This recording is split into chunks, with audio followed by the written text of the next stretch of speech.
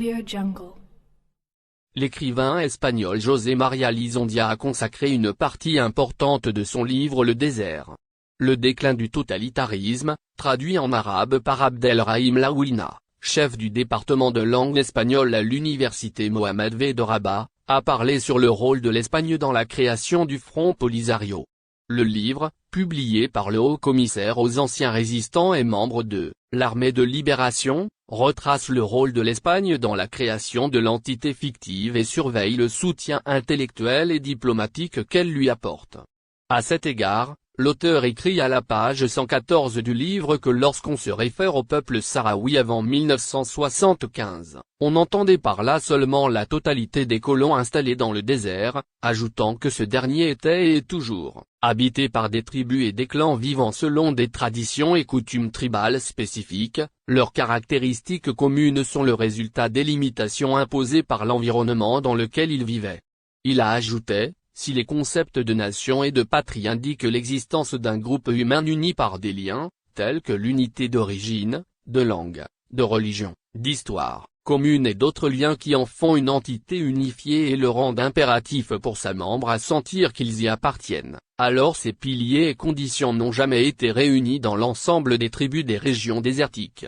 Le chercheur a noté qu'il s'agit de séparatistes qui sont devenus un problème du jour au lendemain aux Nations Unies, et le régime algérien les a exploités pour réaliser ses ambitions bien connues. Puis l'Espagne est venue à son tour perpétuer l'illusion et tenter d'imposer le mythe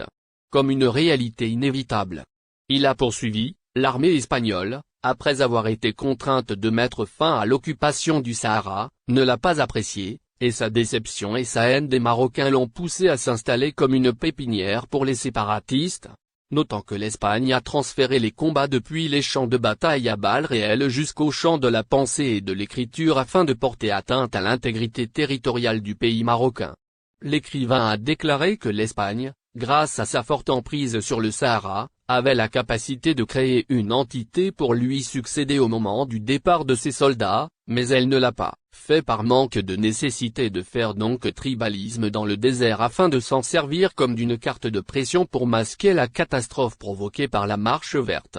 En revanche, l'écrivain considérait que ceux qui se disent amis du peuple sahraoui en Espagne, visent à faire vivre dans la misère et le dénuement les habitants du camp, alors que ses amis apparaissent à l'image d'un combattant engagé pour les causes de la faible et solidaire d'eux, et à l'image des hommes du désert le week-end. Il a ajouté: il ne fait aucun doute que les amis des Sahraouis, dont le nombre dépasse les 200, pratiquent le chantage psychologique le plus sévère contre les résidents du camp, car ils se rendent compte que l'intérêt et les soins que les Espagnols leur apportent, en plus à l'organisation de festivals et de tourisme solidaire, s'inscrit dans le cadre d'activités otages de l'existence du conflit du Sahara, et avec la situation qui perdure à Tindouf, ajoutant qu'il existe un accord implicite des deux parties